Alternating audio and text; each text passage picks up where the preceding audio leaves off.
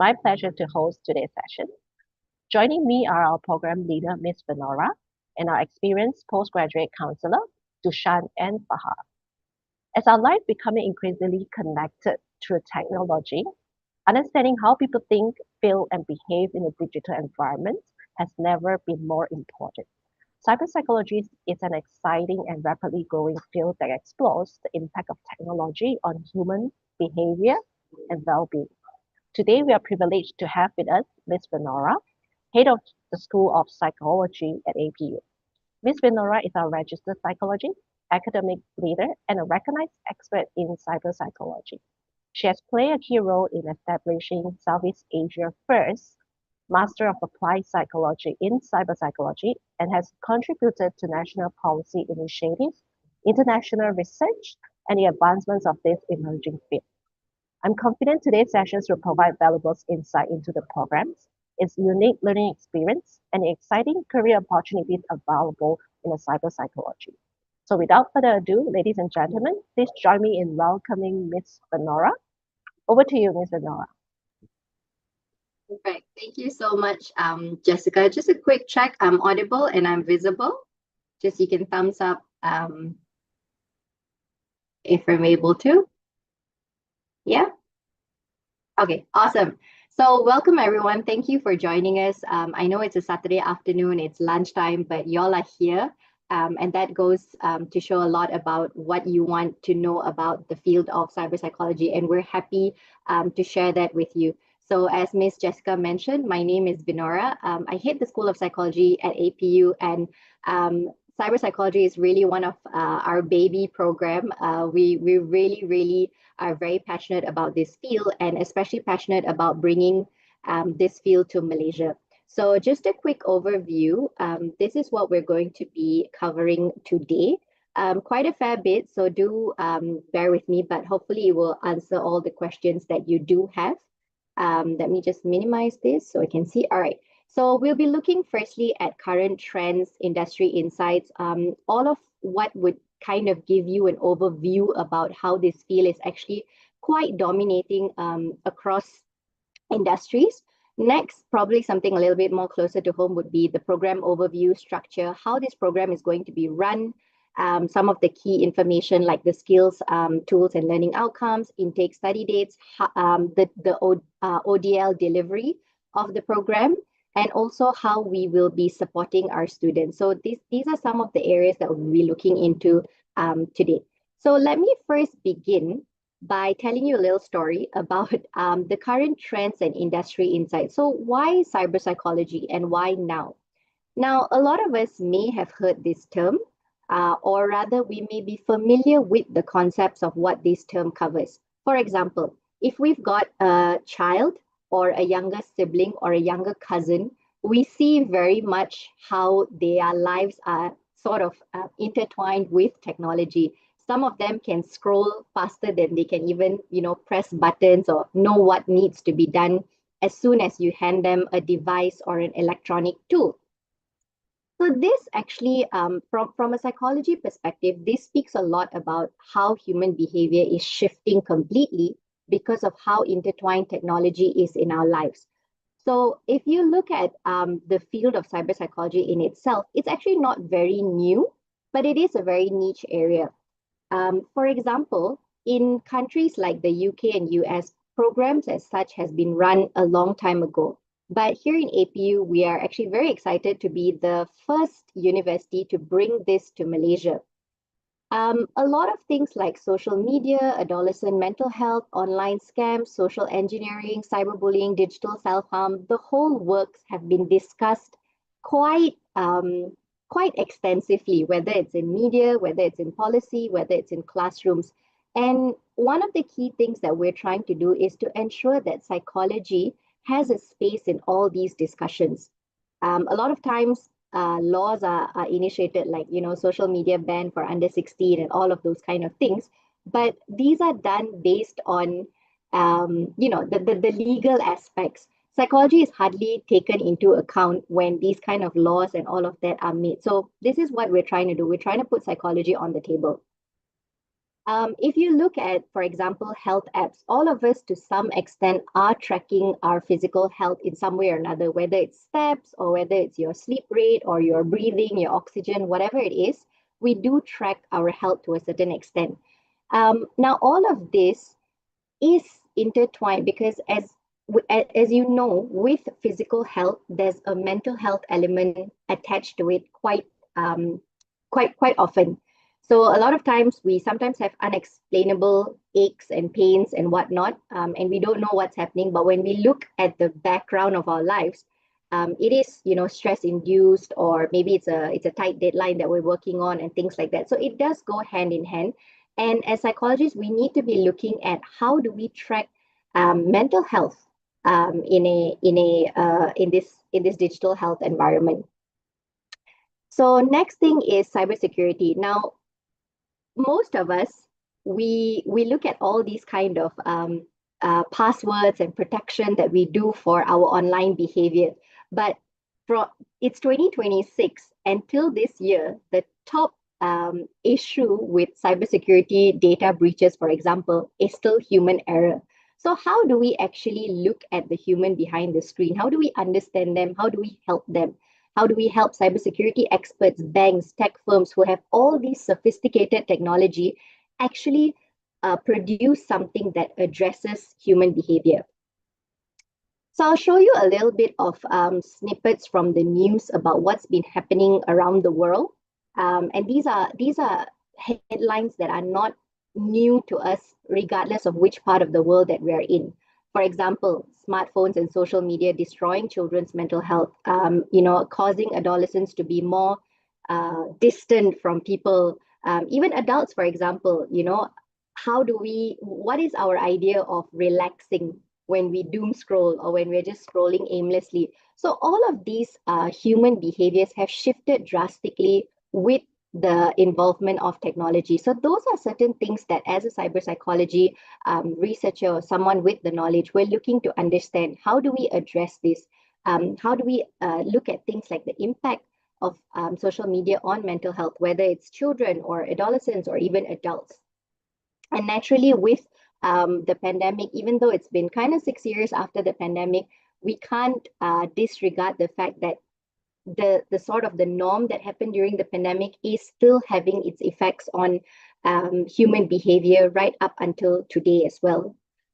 Next is going into the market demand. Now, digital health, like I mentioned earlier, it encompasses a wide range of things. A lot of the times, similar to the difference between physical and mental health, human beings often focus on what we can see, what we can explain. And that is naturally physical health. So we want to make sure we get our steps in because we know that steps are good for us. But how is it good for us? Not just physically, but emotionally and all of those things, and how does it improve our mental health as well? So this is kind of just a very overview snapshot about how the global market for digital health is estimated to reach close to 370 billion by 2031. So all of this is because of the penetration of smartphone, internet connectivity, government initiatives, and all of these programs to advance technology use within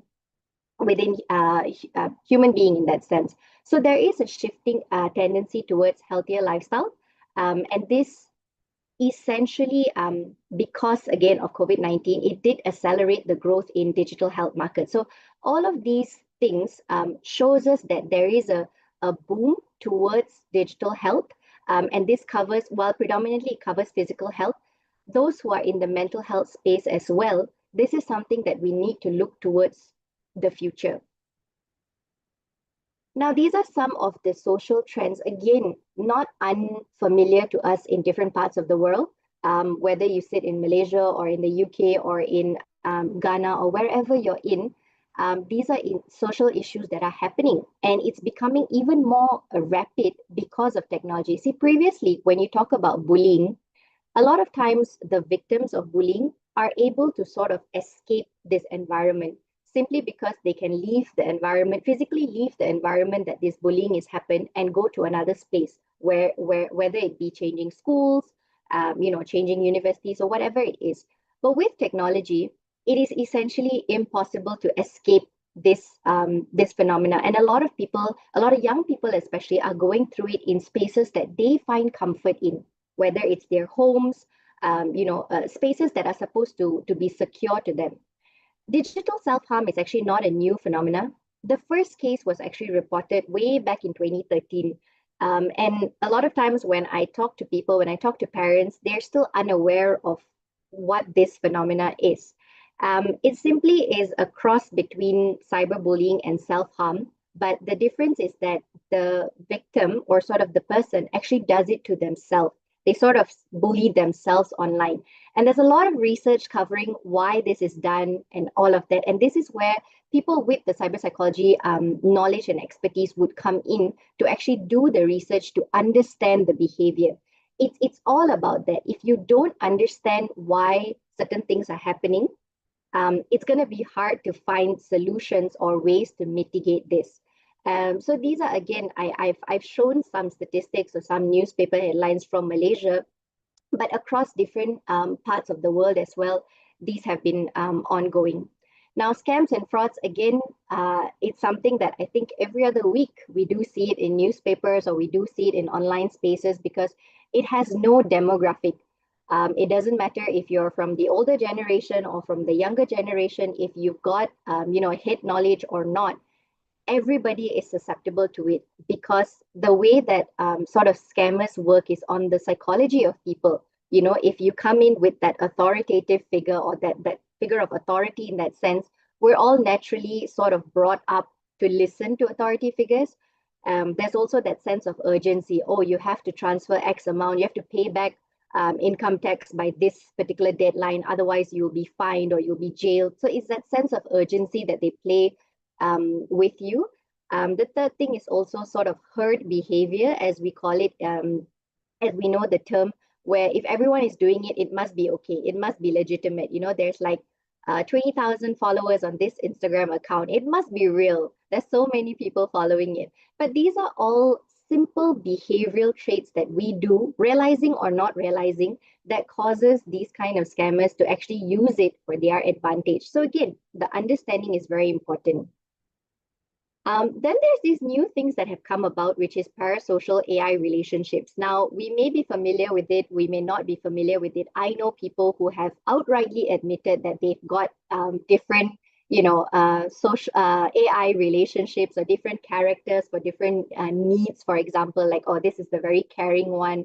Whenever I ask this person something, they will always agree with me and tell me what I need to do. So instead of that actual social relations, or the community that we're supposed to be belonging in as humans, we are now shifting that towards the technology realm. So naturally, when you shift something that is supposed to be in that physical environment to something that is curated with technology, there is a shift that happens within us. Our thought processing, our emotional processing, the way we respond to people and to interactions, all of this has a shift. And so technology is not something that is going to be, disappear in the next 2 years, 5 years, 10 years even.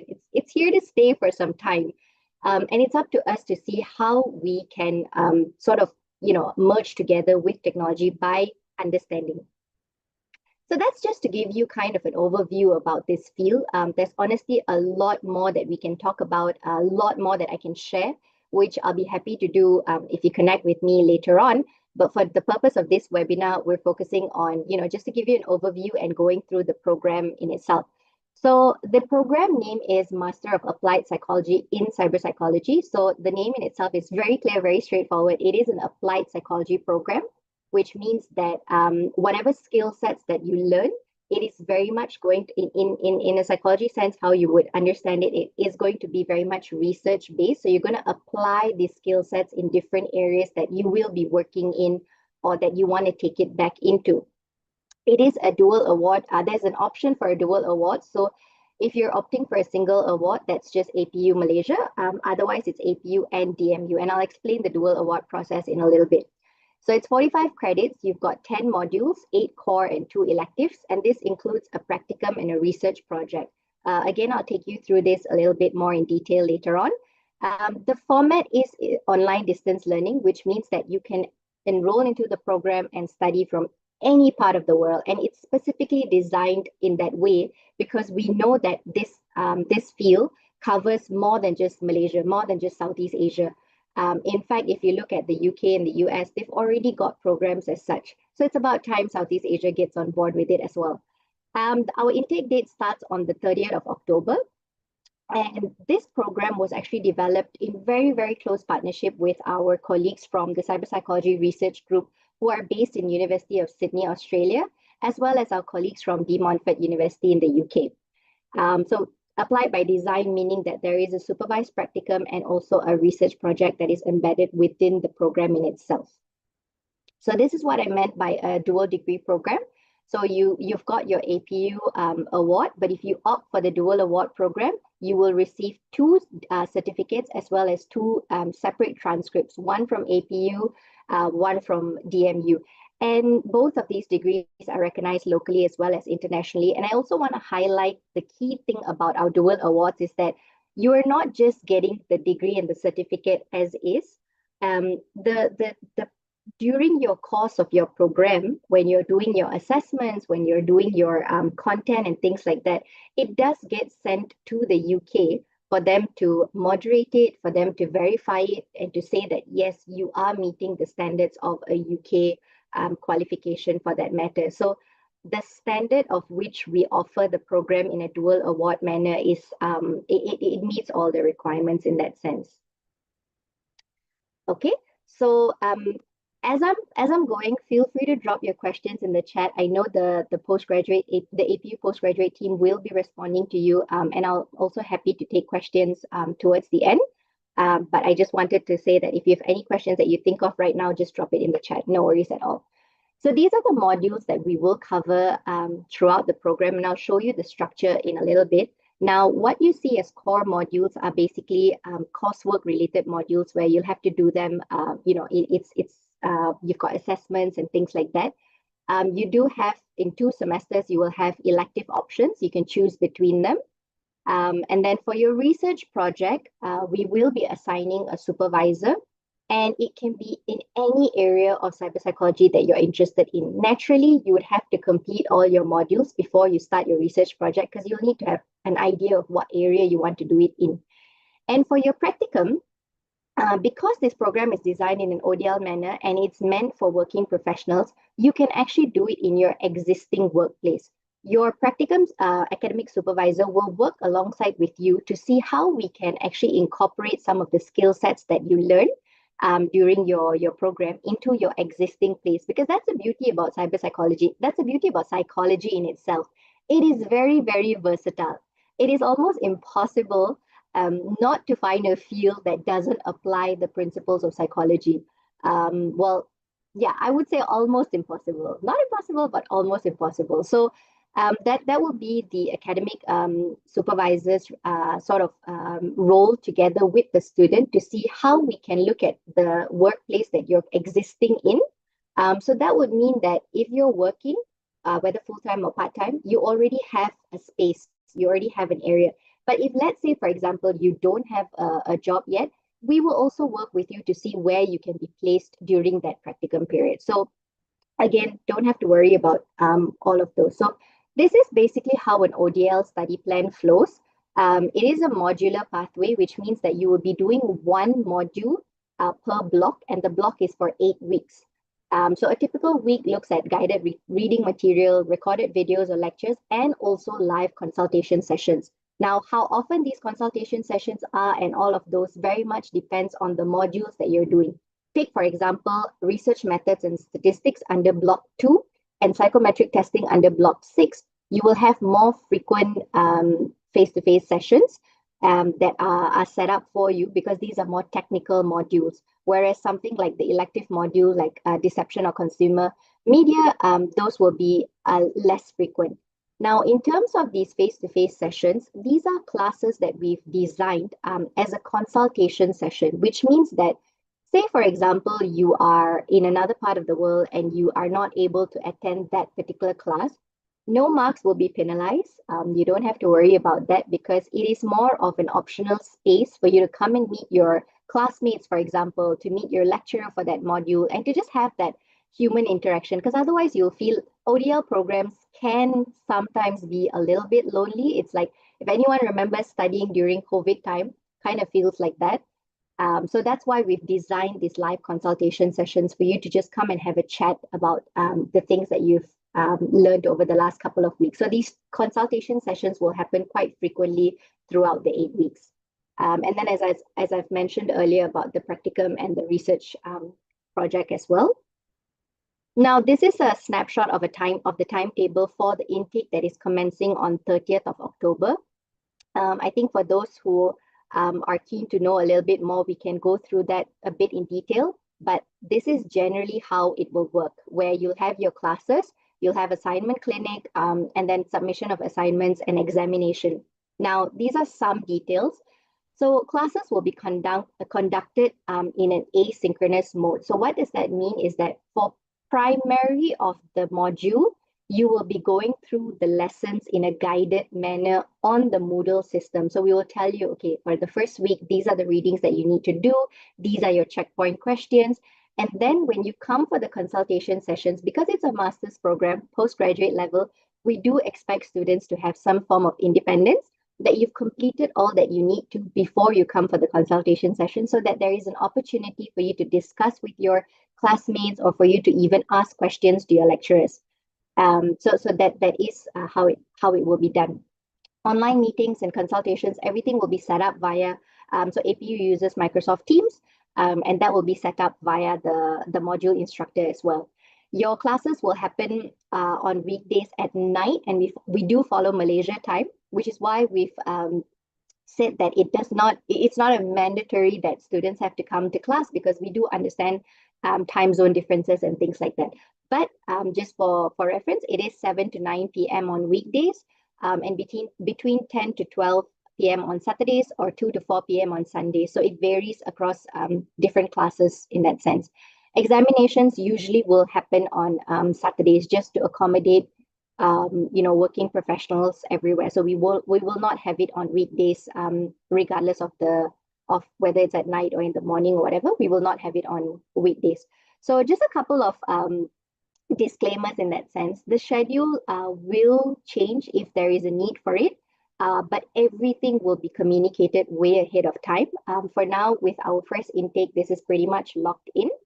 And for the modular basis in itself, you'll have to complete one module before you progress on to the second module. Okay, that's why it's in shorter blocks in that sense. The research project will commence once you complete 5 core and 2 elective modules. So basically all your coursework in that sense, because it is important for you to understand all these different concepts. Now, you can take it together with your final core module, which is forensic cyberpsychology, and your research project together with that. That's fine. But the previous core modules and electives will need to be completed first. The practical module must be taken after completing all the core and elective modules, including the research project. Now, this is again not essentially how we exactly wanted it to be designed, but because we do comply with MQA, which is our Malaysian Qualifications Agency, therefore we do need to abide by the program standards that they've set for each of the program. So that's pretty much about the program structure, I believe. But just to give you a little bit about the program in itself. Now, this is the first and only, and we're very proud at APU to say that, because it is the first and only specialized cyberpsychology masters in the whole of Asia. So there's no competition in that sense. You don't have to see whether choosing this program or that program. And naturally, when you look at the costs compared to programs that are held in the UK and the US, I think APU is doing a very good job in terms of offering the program for the cost that it is. There is also international pedigree to the program, in the sense that it was designed with experts across Australia and the UK, experts in cyberpsychology in itself. So the program has its value, and it does has its quality. That's one thing that in APU we don't compromise with. It is a tech university DNA, so this psychology is taught inside Malaysia's premier digital tech university. So you really sit at the intersection the field is named after. We are focusing on the applied nature of psychology. So while you do have your coursework and all of that, your assessments and the way that you study is very much more applied. For example, a supervised industry practicum, full research project built in. So you're not just leaving with, theory and things like that. You're actually leaving with a way that I can take all this information and apply it regardless of the setting that I'm in. It is 100% online ODL, which means that you don't have to pause your career. You don't have to stop working and, take a break and focus on this. There will be maybe certain lifestyle shifts, like, when I come back after work and I can't just lounge in front of my sofa with Netflix because I have a class going on, or I have to do some readings and things like that. So there may be lifestyle shifts, but essentially it is designed to fit into a working professional's life in that sense. So assessments are done through projects, reflections, presentations. We do have exams, but it's not, it's again, as I said, it's very applied. So as long as you're able to just, explain how you understand it, that's more than enough. We're not looking for graduates who are, we're not looking for students who can memorize A to Z and then sort of, regurgitate all that information. That's not our idea of doing this program. It is all done remotely and with full flexibility in that sense. These are some areas that I've actually put together to help you see how, when I talked about the applied nature and how it fits to different sectors and things like that. This is how sort of we've come up with this diagram. So for example, in research, you can look at private research firms conducting experiments and studies on highly specific topics. So different industries as well, right? And looking at how social media influences the development of a person's self-concept, identity, consumption of information. You can be the person to gain all these insights, analyze it, come up with like, hey, this works, this doesn't work, let's try this, let's not do this, giving them the insights in that sense.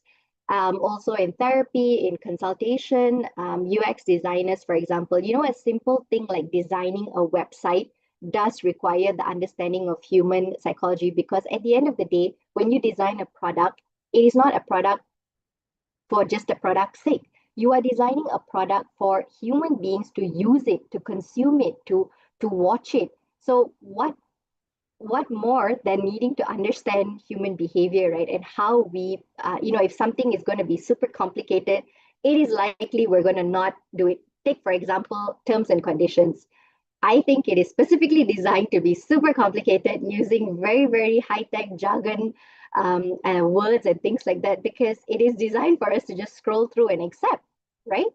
And then also in academia, right? Teaching, conducting research for academic purposes, whether it's in higher or lower education in that sense. So what graduates walk away with now, this is the skills, tools, and learning outcomes that we hope every student leaves with, because that is how we've designed the program to be. So firstly, understanding digital mind and behavior, which is not just a buzzword, it is how society is moving towards in this day and age. So how social media, AI, VR, all of these things shape identity, cognition, and action. And that, in a sense, is literally what psychology is about. It's our emotion, our thoughts, and our behavior, and how all of this need to be in congruence in order for a person, to be self-content with what they're doing and with who they are. Next, looking at cyber risk and forensics, so online deception, fraud psychology, cybercrime behavior, digital well-being, all of these things that are, again, so important in this day and age and continuing to be. Tell me cyberpsychology is not important when technology no longer exists in the world, Also data and research, right? Most of what we do, and contrary to what you see in, TV and movies of how how psychologists are, where they, sit and look at someone on a sofa and give out their expert judgments. It doesn't work that way, unfortunately. Psychologists use a lot of data, a lot of information that goes through multiple layers of analysis before we come up with a particular conclusion or a diagnosis, for example. And it's the same with cyberpsychologists as well. And then obviously ethics and professionalism, that's in any part of it. These are some career paths that, you can look into. UI UX researcher, digital well-being consultant, cyber workforce wellness manager, behavioral product designer, policy advisor as well. It depends on which area that you want to go into. And even if you don't have an idea right now, the program helps you see that, because we do cover different aspects For example, I may not want to be a product, I may not want to give insights into how products are developed or for corporate companies, but I'm really keen in working with governments to see how policy is developed and what I can do to contribute towards policy. In Malaysia, for example, there is this organization which is under the Prime Minister's office. They're called Center for Responsible Technology, and their job is to basically conduct research and come up with papers to actually feed into policy development for the nation. So those are some things that people with psychology and specifically cyber psychology background are very much involved in. I've put together sort of like a very brief snapshot of some of because one of the key questions we always get asked is, what can I do after this degree? Or what job will I have after this degree? So I've put together just some of the things that you can do once you've completed the cyber psychology master's program, and where are the areas that you can go into. And most commonly, you will see that these sort of designations don't have the title of a cyber psychologist, right? Because it's not a named profession title. Like, for example, if you do accounting program, you become an accountant, right? In psychology, this is one branch of the very, very, very, very wide field that psychology is.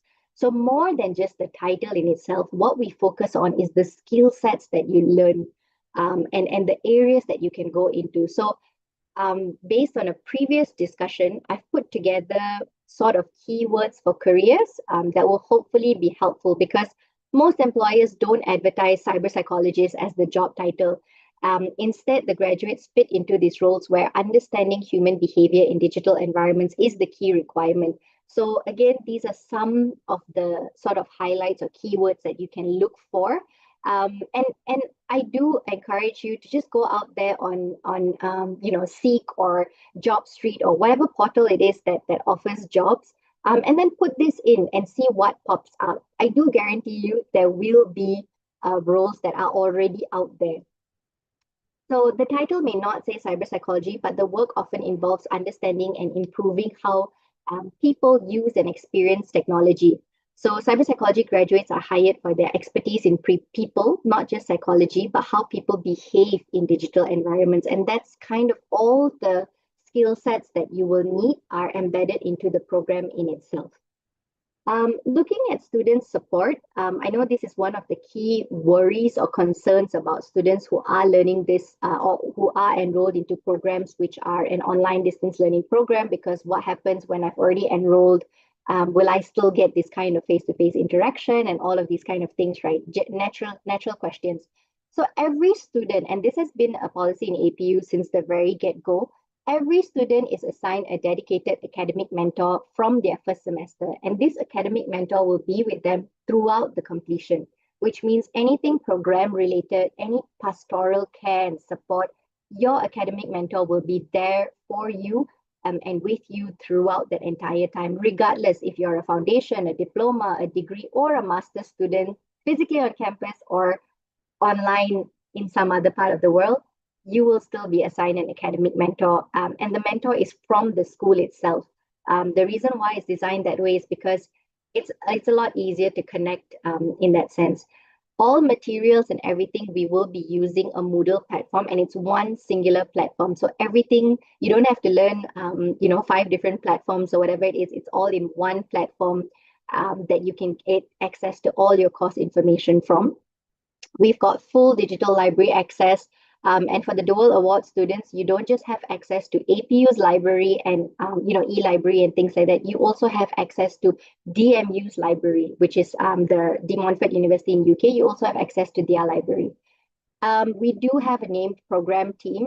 So we have heads of school, lecturers, program leaders, the whole works. So it's not a generic. When we give you email addresses to contact, which I will later on, it is an actual person who's behind that email address. It's not a generic inbox. In terms of student voice and feedback, we do take that quite seriously in the sense. So every module at the mid-semester and end semester, students will have the opportunity to give their feedback. so that we can see how to improve the module in itself or the particular facilitator for that module. You will also be able to give feedback for the program as a whole. Every 3 times a year, we do have a program committee meeting, and this is for, whether physical or online. All students are able to participate, to voice their opinion, and we do take that very, very seriously, and we try to implement the changes as soon as we possibly can. And finally, well-being and counseling. Now, personal counseling, well-being services, all of those things are extremely available for even online distance learning students. So we do have counselors, we do have a well-being manager. Any program that we offer, there will be an online opportunity for students to participate as well. So those are things that we're looking into. We will be providing for students. Now, in terms of entry requirements, I do want to focus a little bit on this part of it. So because, as I mentioned earlier, we are governed by Malaysian Qualifications Agency, so the entry requirements are given by MQA for us to implement based on the program standards. So that being said, there is a bit of, for students who do have a psychology background, that's a non-issue. If you meet the requirements, you can immediately enroll into the master's program. International students, you need to have your IELTS 5.5, and the whole works as such, right? But if you do not have a psychology-related bachelor's degree or a pre-entry qualification, you will need to complete prerequisite modules of 45 credits in order to continue with the master's program. And at present, we don't offer the prerequisite modules here in APU.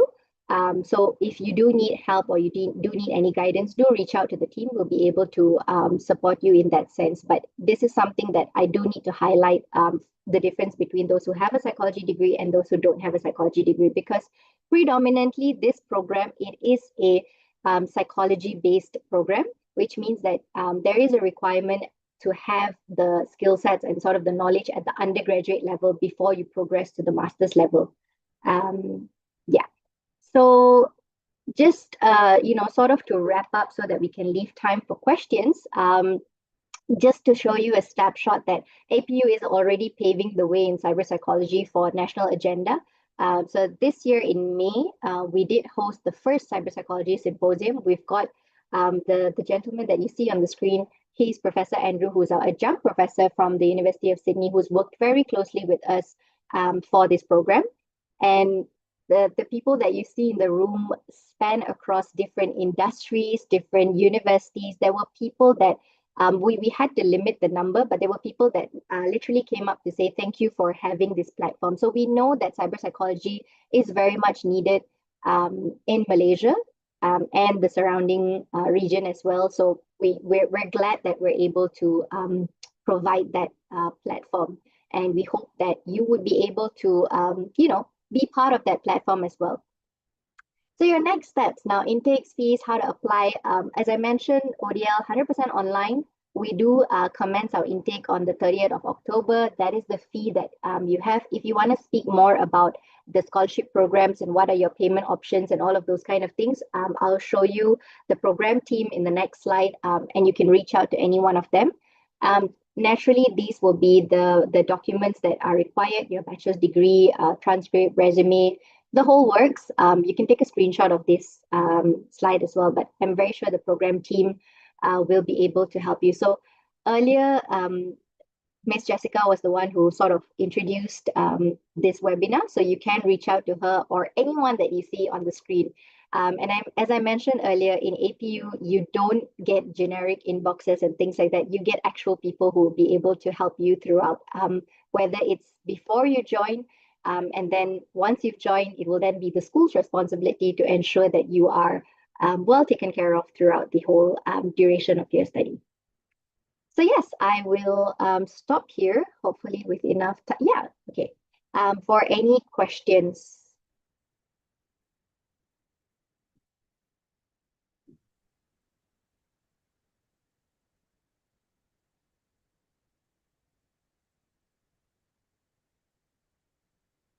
maybe I will hope to stop my sharing of the screen so that I can see the participants. But before I do that, I just wanted to show you this particular slide. So that's my email address.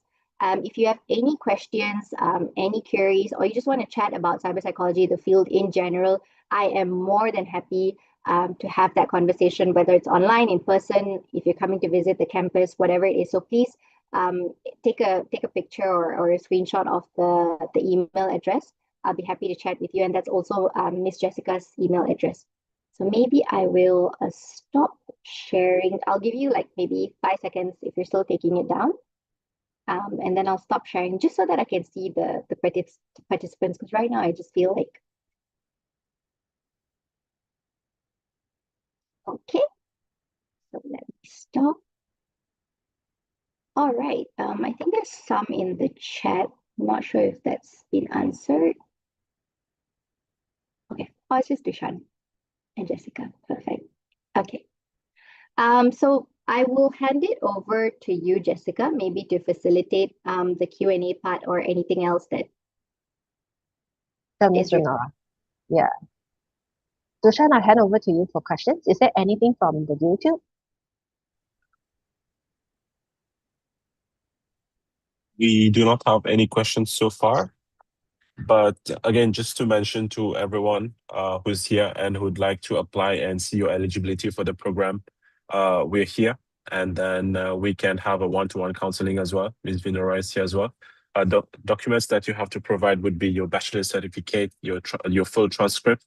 And if ever your bachelor's certificate is not on a grading scale as Malaysian grading scales, you have to provide us with a proper grading scale from your university, together with your CV, IELTS if required. And if your bachelor's is conducted in English, you can provide us with your medium of instruction letter to get a waiver on the IELTS. And then also your IC or passport biodata page. That would be the documents required. We've dropped the email address in the chat where you can just get in touch with her. You can provide us with the documents required. We will evaluate. The evaluation process takes roughly about 1 to 3 working days, or even few hours, I would say, if Ms. Vinora is available. So yeah, I think there's one question from Rabi.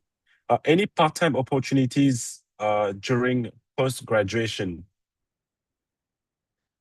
All right, Rabi, when talking in terms of completing a master's program with APU, as per the government clause, once your visa is over, once your studies is over, your visa as well is over. But again, there are several opportunities for international students who wish to apply for an employment in Malaysia. And if you're from a certain specific countries, I would say the government has launched a program called a graduate pass for certain nationalities, for certain nationalities who studies in Malaysia, they are allowed to actually apply for a graduate pass and do an internship or work throughout that 1 year that they get from the authorities. And another question that would be, I want to know more about the medical procedure. I'm not sure which medical procedure you're referring to. I think if you can unmute and clarify regarding this, that would be better.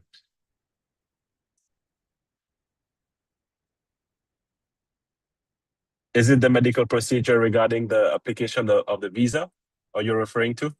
Yeah, when I read the question, I want to assume it's the medical procedure before you enroll. I think, Rabi, if you could just help us. All right, clarify. okay. All right, the medical procedure is part of the visa application for those who are coming, for those international students who are coming to study full-time in Malaysia. Once Malaysia in itself, it's unlike other study destination where your visa is endorsed and then you travel to the country. But Malaysia is different. You get a visa approval letter first, which is called an eval, which is issued to you, with which you can travel to Malaysia. And once you reach Malaysia, you have to undergo a medical test, and then you submit your passport to the university. Only then your visa is endorsed on your passport. I hope that clarifies, Rabi.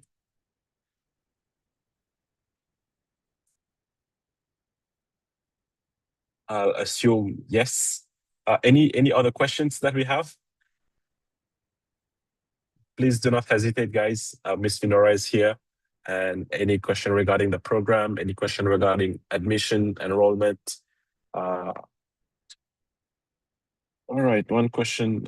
I want to apply for MBA Logistic and Supply Chain Management. All right, Rabi, please do get in touch with us. I've dropped the email address, postgrad@apu.edu.my. One of our counselors, either me, Miss Farah, or Miss Jessica, will get in touch with you and request for the necessary documentation, and then we can proceed from there.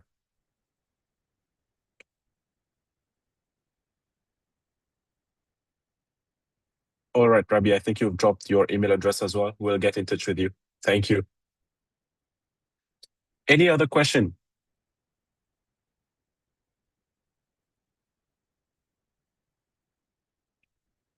I believe that would be it. With that being said, we'll adjourn the question and answer session. I'll pass it on to you, Jessica, for the closure. Thanks, Dushan. Thank you all for your question, Mr. Rabi. And we'll now come to an end of today's webinar. If you would prefer a one-to-one discussion, so feel free to reach out to us like what Dushan has mentioned, and our email address is there, and we'll be in touch with you. So we'll be more than happy to assist you. And thank you once again for joining us today, and have a great day. Thank you. Thank you all. Bye.